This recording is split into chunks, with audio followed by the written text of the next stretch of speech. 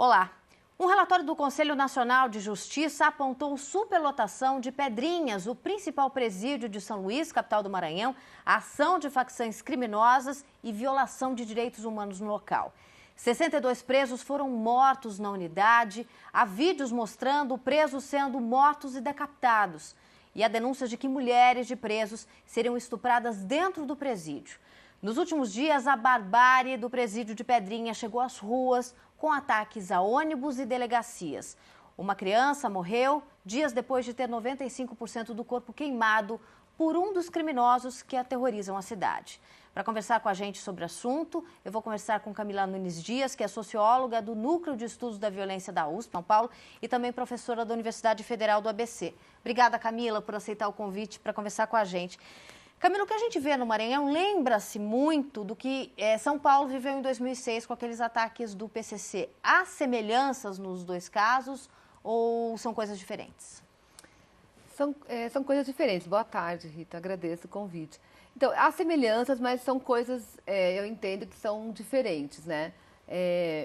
O Maranhão vive hoje, já há algum tempo, alguns anos, na verdade, um processo que São Paulo viveu na década de 90, né? Ou seja, o surgimento ou fortalecimento de alguns grupos, algumas facções locais e a disputa pelo poder dentro dos presídios, né? Isso ocorreu em São Paulo durante meados até o final da década de 90. Em 2006, em São Paulo, quando houve um enfrentamento, né, entre o PCC e as forças de segurança do Estado, foi mais nesse sentido, era o PCC contra as forças policiais, as forças de segurança do Estado de São Paulo.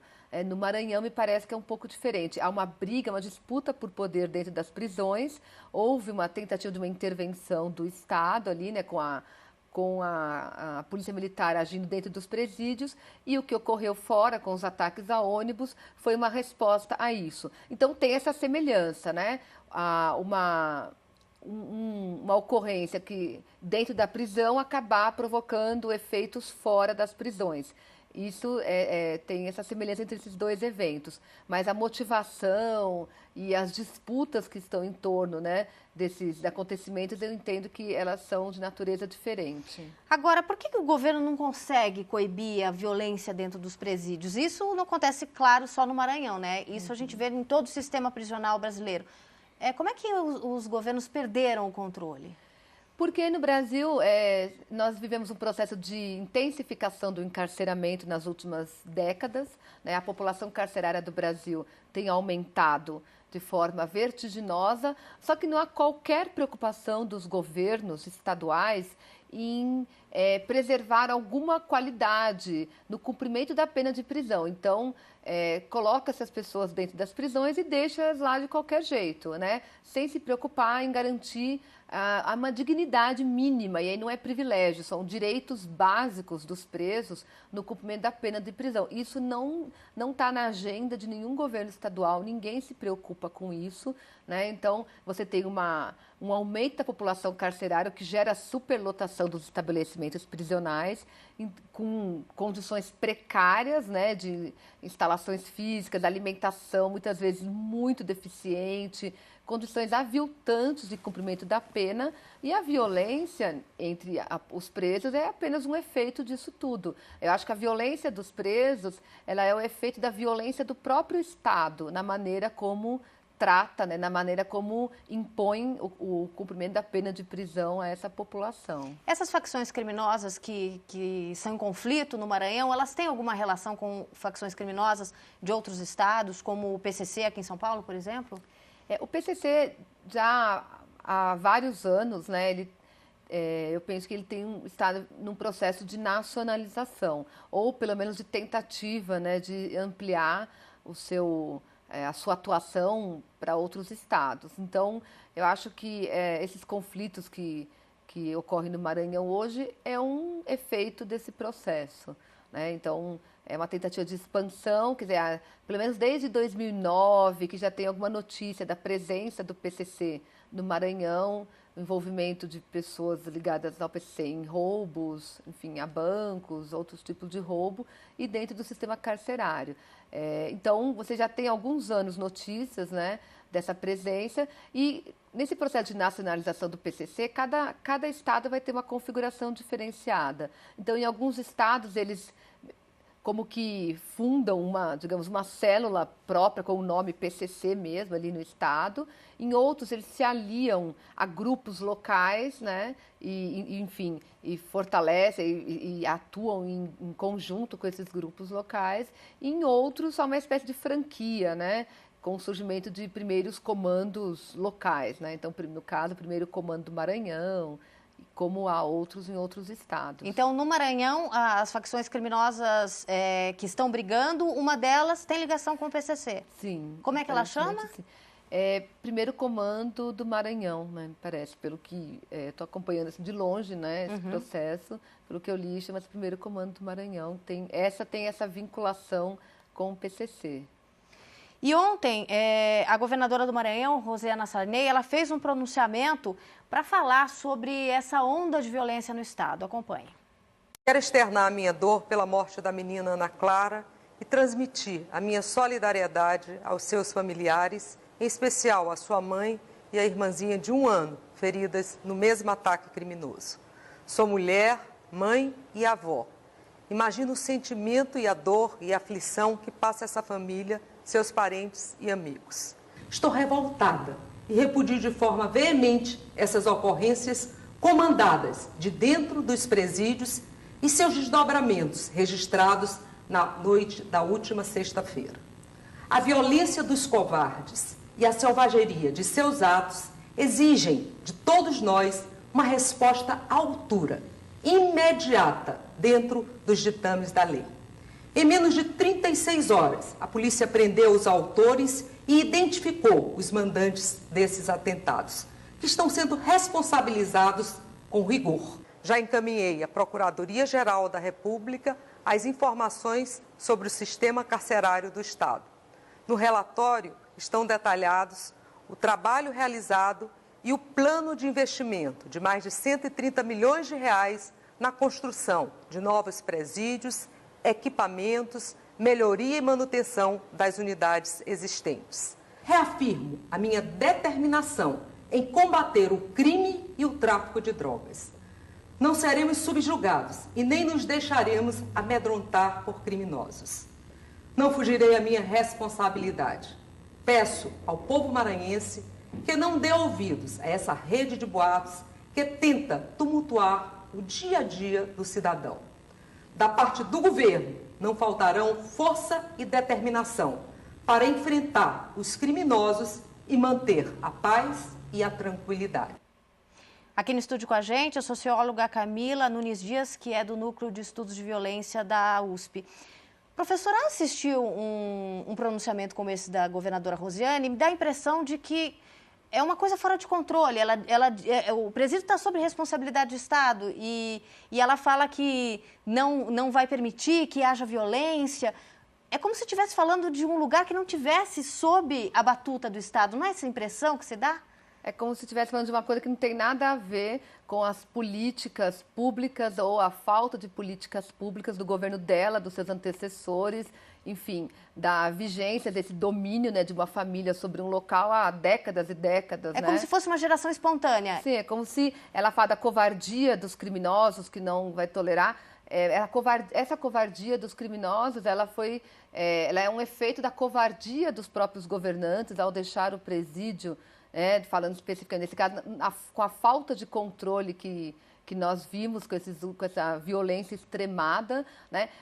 Até a semana passada, se não me engano, o senador, né, pai da governadora, parece que estava, segundo a reportagem, festejando que a violência era dentro das prisões e não fora.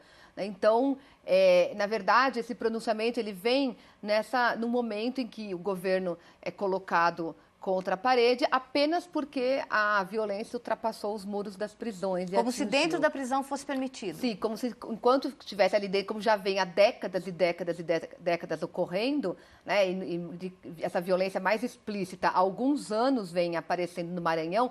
No ano passado, são 60 presos mortos apenas no ano passado e nada se fez, né? Então, eu queria saber o que foi feito. Inclusive, várias reportagens têm mostrado que o governo do Maranhão, em junho ou julho, devolveu teve que devolver verba pública federal porque não conseguiu fazer projetos para gastar a verba do DEPEN, né, para ampliação do sistema prisional.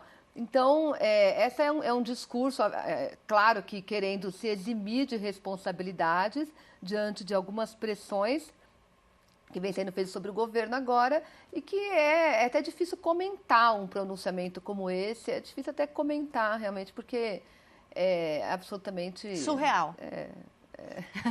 E nós vamos conversar agora com o repórter do Terra, que está lá no Maranhão, nosso correspondente, o Clodoaldo Correia Garcês. Ele vai trazer para a gente as últimas informações sobre esse caso. Clodoaldo, boa tarde. Primeiramente, eu queria saber como é que está a situação em São Luís hoje e como é que esse pronunciamento que foi feito ontem foi recebido pela população.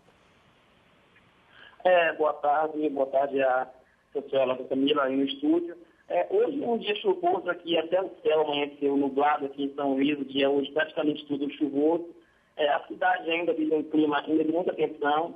Os ônibus voltaram a circular já na noite de ontem, após um acordo da Secretaria de Trânsito do município, da Polícia Militar e dos sindicatos rodoviários. Os ônibus voltaram a circular. Uma paralisação que estava ocorrendo durante o período noturno já foi testada, os ônibus voltam a circular, mas o clima da cidade ainda é de apreensão, de muita tensão.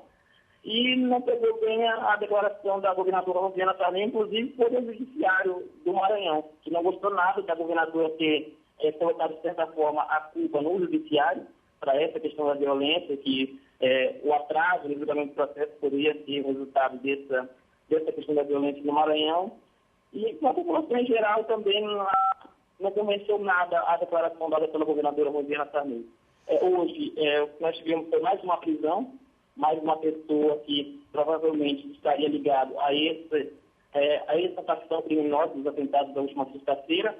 Foi preso o Rodenilson Carlos da Silva Martins, conhecido como Bocão, de 27 anos, completando 14 prisões. E também houve, na manhã de hoje, um enterro da menina Ana Clara, a menina de 6 anos, que teve mais de 90% do corpo queimado. Foi enterrada na manhã de hoje, um tema de muita comoção, juntamente com o avô, o Dácio Rodrigues, de 81 anos, que teve um infarto por saber da gravidade da situação da neta. Foi enterrado junto com ela hoje pela manhã, no cemitério Jardim da Paz, aqui no município de São José de Ribamar, na região metropolitana de São Luís.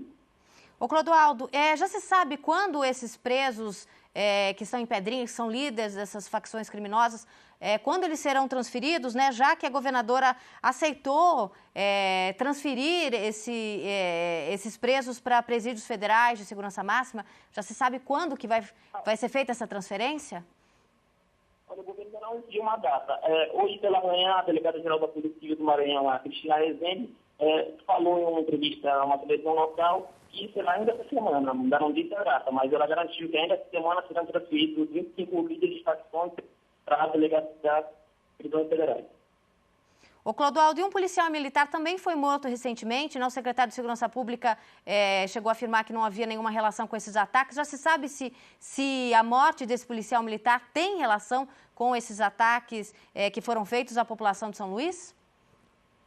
Olha, por enquanto, continua descartada qualquer possibilidade dessa morte do policial ter alguma relação com a onda de violências. Teria sido em um assalto comum, segundo o secretário de Segurança, Luiz Mendes. Por enquanto, está descartado que a morte desse policial tem relação com a onda de violência aqui à cidade de São Luís. Ô Clodoaldo, e está difícil conseguir falar com o secretário de Segurança Pública, o Luiz Mendes? A gente tentou aqui a manhã inteira uma entrevista com ele pelo telefone. Como é que está o acesso à imprensa ao secretário? Olha, continua difícil. A gente tentou também, eu tentei durante ontem, o dia todo, agendar essa entrevista. A assessoria tentou, de alguma forma, fazer com que essa entrevista ocorresse, acabou não sendo possível, inventar meio desculpas, transferindo para outras pessoas, e a entrevista acabou não sendo feita. O acesso está realmente difícil. Ele falou numa entrevista apenas uma coletiva no dia seguinte aos atentados e uma entrevista à televisão que faz parte do sistema ligado à governadora Rosiana Sarney, que é uma televisão da família da governadora. Pois é, né? Assim fica fácil, né? Eu queria agradecer ao repórter do Terra, o Clodoaldo, que está trazendo para a gente as informações diretamente de São Luís do Maranhão. Muito obrigada e bom trabalho aí para você. Eu que agradeço. Eu vou continuar acompanhando aqui as novidades desse caso e a cidade continua em um clima de pretensão, apreensão e qualquer novidade a gente entra em contato. Ok, Clodoaldo Garcês, repórter do Terra, muito obrigada.